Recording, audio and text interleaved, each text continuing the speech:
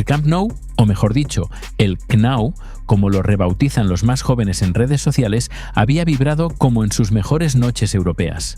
El Barcelona acababa de vencer al Newcastle 2-1, un triunfo que parecía un bálsamo en medio de tantas dudas recientes. Marcus Rashford, fichaje de relumbrón, se vistió de héroe con 2 goles que hicieron estallar de júbilo a los aficionados. El estadio era una caldera de cánticos, banderas y esperanza. Todo parecía perfecto.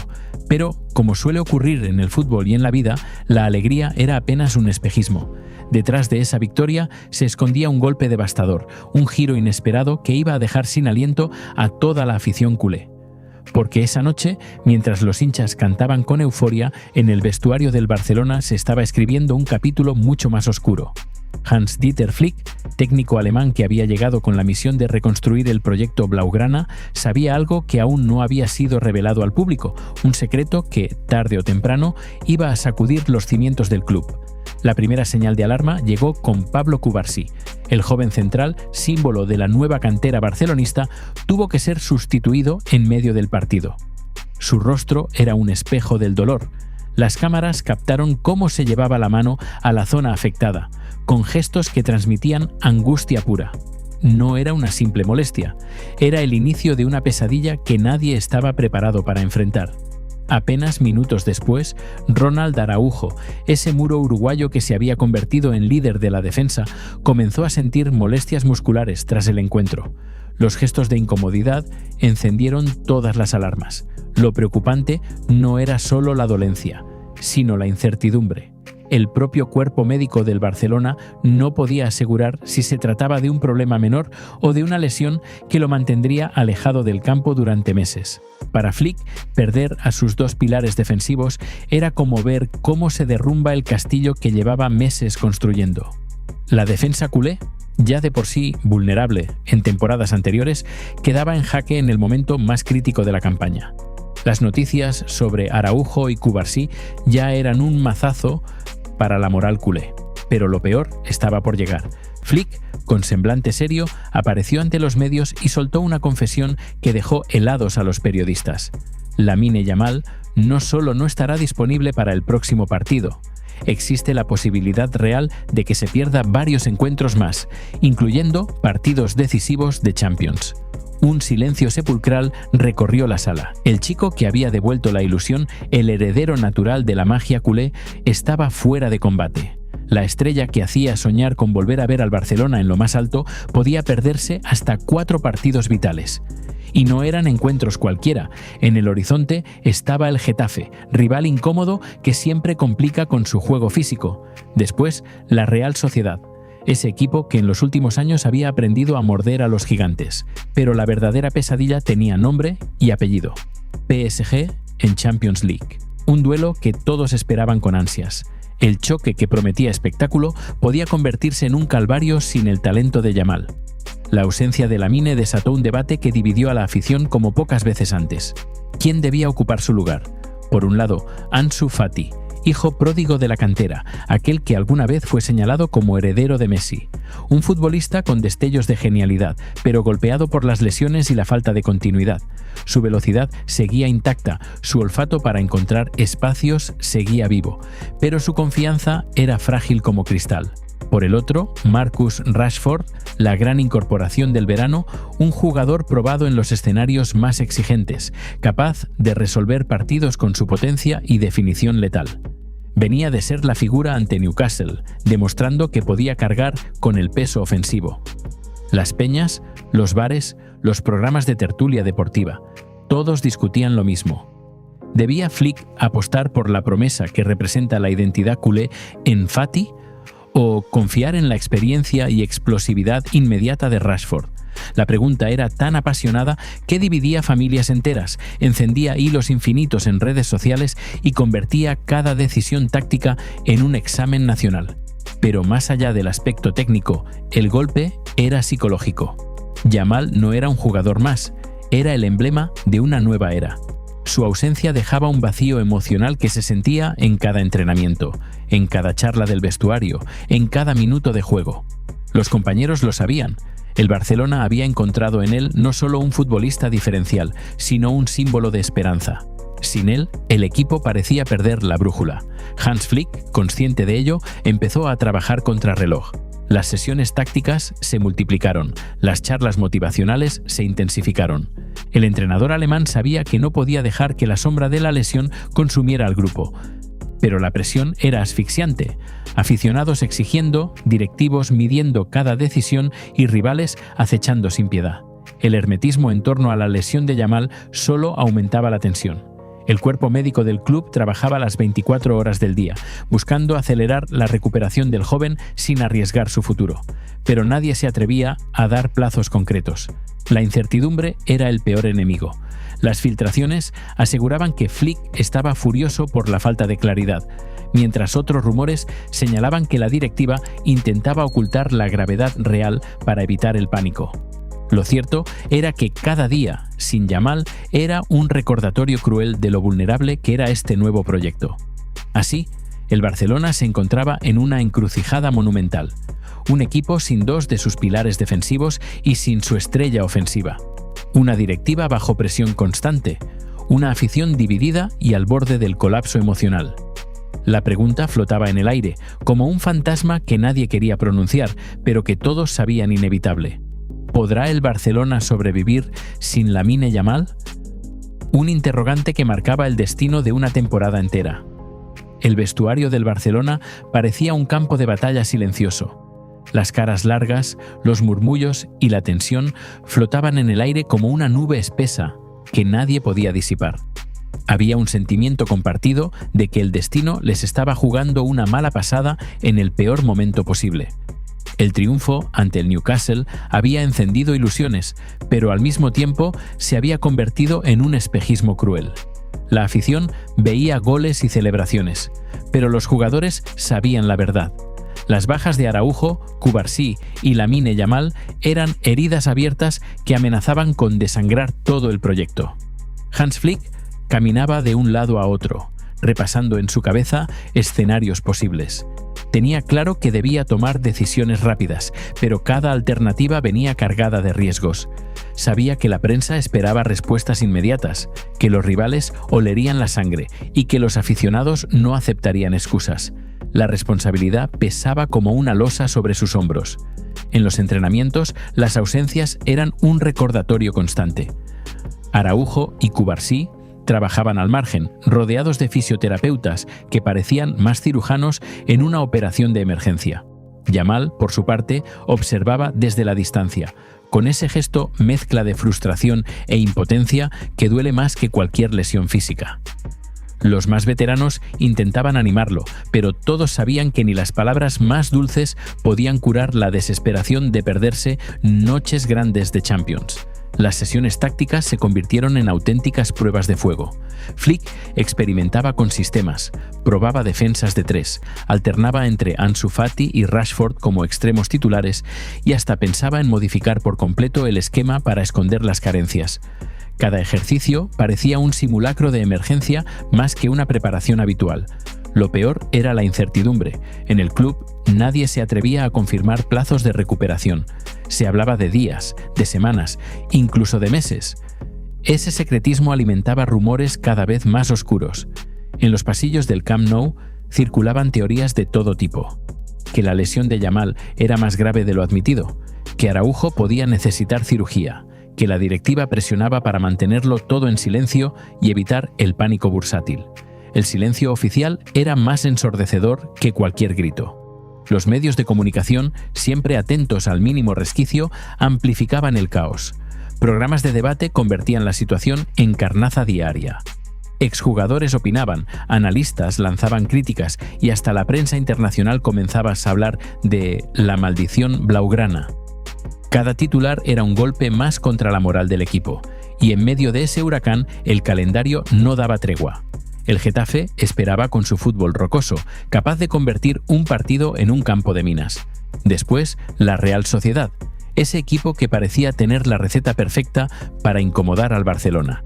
Y en el horizonte cercano, la montaña más peligrosa de todas, el PSG de Mbappé, Dembélé y compañía. Flick sabía que sin Yamal ese duelo era como escalar el Everest sin oxígeno. La afición, mientras tanto, vivía entre la esperanza y el miedo. Las redes sociales se llenaban de mensajes de apoyo a Yamal, pero también de debates encendidos. Unos pedían confiar en la cantera, darle la oportunidad definitiva a Ansu Fati. Otros clamaban que Rashford debía ser la punta de lanza, el hombre con experiencia para brillar en noches grandes. Cada opinión era una batalla, cada discusión una guerra en miniatura que reflejaba la división emocional del barcelonismo.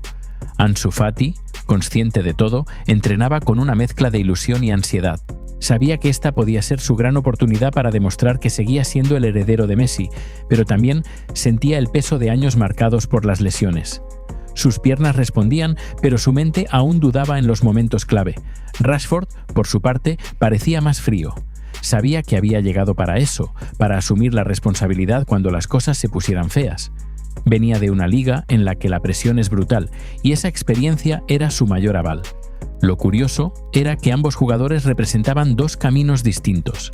La nostalgia de lo que el Barcelona siempre había sido, con talentos nacidos en casa, y la realidad moderna de fichajes estratégicos que aportan resultados inmediatos. Flick debía escoger no solo entre dos futbolistas, sino entre dos filosofías. El ambiente se tensó aún más cuando comenzaron a circular rumores de que Florentino Pérez, desde el Real Madrid, seguía la situación con una sonrisa. Cada tropiezo del Barcelona era celebrado en Chamartín. Cada lesión era vista como una oportunidad más para consolidar la supremacía blanca. Esa sensación de que los rivales disfrutaban de la desgracia culé dolía más que cualquier derrota. Las palabras de Flick volvieron a encender la polémica. No podemos vivir del pasado ni depender de un solo jugador. Este equipo debe demostrar que es grande incluso sin Yamal. Una frase que parecía lógica, pero que muchos interpretaron como un dardo a la directiva y a la plantilla. ¿De verdad podía el Barcelona sobrevivir sin su nueva joya? Los psicólogos deportivos del club fueron llamados de urgencia. No se trataba solo de recuperar músculos y tendones, sino de reconstruir la confianza del grupo. Los jugadores necesitaban creer que podían salir adelante, aunque en el fondo todos sabían que sin Yamal la magia se evaporaba. El día a día en la ciudad deportiva se convirtió en un thriller silencioso. Las puertas cerradas no lograban contener la ansiedad. Cada entrada de un médico, cada gesto de un fisioterapeuta, cada mirada de Flick era analizada como si fuera una señal de lo que estaba por venir. El vestuario vivía en una montaña rusa de emociones. Un día se hablaba de una recuperación rápida, al siguiente de una ausencia prolongada. Mientras tanto, los rivales se frotaban las manos. El Getafe diseñaba un plan para destrozar al Barcelona en lo físico, la Real Sociedad preparaba su presión alta y el PSG, en París, veía la oportunidad de eliminar a los blaugranas casi sin sudar. El mensaje era claro: sin Yamal, todos querían morder. El propio jugador, desde el silencio, se convirtió en un símbolo. Las fotos suyas en el gimnasio con gesto serio se viralizaban como si fueran estampas de guerra. Cada publicación en redes sociales era analizada como una señal de resistencia. La afición necesitaba creer, necesitaba un héroe, y aunque Yamal estaba fuera, seguía siendo ese faro de esperanza. En la directiva, el ambiente no era mejor. Laporta y su equipo veían cómo la presión crecía. Sabían que la temporada podía naufragar en cuestión de semanas. Los patrocinadores exigían protagonismo en Champions. Los socios pedían resultados inmediatos y el margen de error era inexistente. La situación se tornaba insoportable. El dilema estaba servido. Flick debía elegir entre Fati o Rashford, entre cantera y fichaje, entre corazón y cabeza. Y lo peor de todo es que cualquiera de las dos elecciones podía volverse en su contra. Si apostaba por Fati y fallaba, lo acusarían de ingenuo. Si elegía a Rashford y no funcionaba, lo culparían de traicionar la filosofía del club.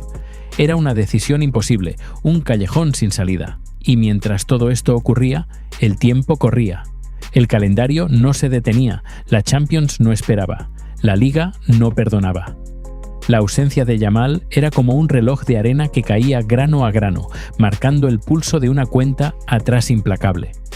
Lo más inquietante era que, en medio de todo, los jugadores empezaban a mirar alrededor buscando un líder. ¿Quién daría el paso al frente? ¿Quién sería capaz de cargar con la camiseta cuando más pesaba? Algunos miraban a Lewandowski, otros confiaban en Gundogan y otros apostaban por la sangre nueva. Pero todos coincidían en algo: nada sería igual sin Yamal. El barcelonismo entero vivía en vilo, con una pregunta quemando los labios de todos, desde el aficionado más humilde hasta el dirigente más poderoso. ¿Qué Barcelona veremos sin su estrella más brillante? Las horas previas al choque contra el Getafe fueron una película de suspenso en cámara lenta. Los jugadores desayunaban en silencio, los técnicos hablaban en voz baja y la mirada de Flick parecía más la de un ajedrecista que la de un entrenador. Cada movimiento debía ser calculado, cada decisión podía marcar la diferencia entre sostener el sueño o ver cómo se desmoronaba todo el proyecto. Nadie lo decía en voz alta, pero todos sabían que el verdadero rival no estaba enfrente, sino dentro. La ausencia de Yamal era un fantasma que caminaba con ellos a cada paso. En los pasillos del hotel de concentración, las conversaciones eran cortas, casi murmuradas. Algunos veteranos intentaban levantar la moral, otros se encerraban en sus pensamientos.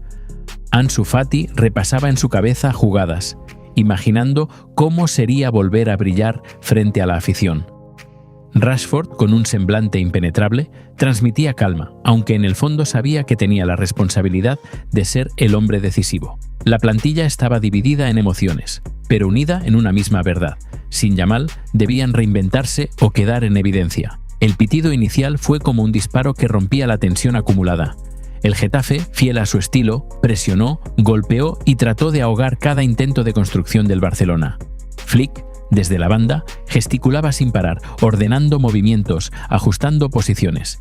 El equipo sufría, pero también resistía. Los primeros minutos demostraron que la vida sin Yamal sería dura, un camino cuesta arriba donde cada pase tenía que trabajarse como si fuera oro. El Camp Nou, sin embargo, no dejó de alentar. La afición entendió que su papel era más importante que nunca. Los cánticos retumbaban como tambores de guerra, como si quisieran suplir con voz lo que faltaba en piernas. Cada vez que Fati tocaba la pelota, la grada contenía el aliento. Cada vez que Rashford encaraba, miles de gargantas rugían. El estadio era un pulmón colectivo que intentaba empujar al equipo hacia adelante. En medio del partido, hubo destellos de esperanza, un recorte de Fati, una carrera de Rashford, un pase filtrado de Gundogan. Eran chispazos que recordaban al público que todavía había talento en la plantilla, aunque la llama más brillante estuviera apagada.